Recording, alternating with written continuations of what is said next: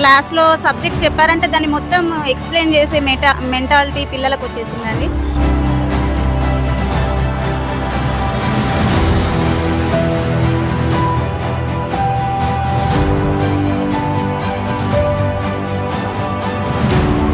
SLC programme చాలా బాగుంది, చాలా సైన్స్ ఫేర్ లాగా ఉన్నది.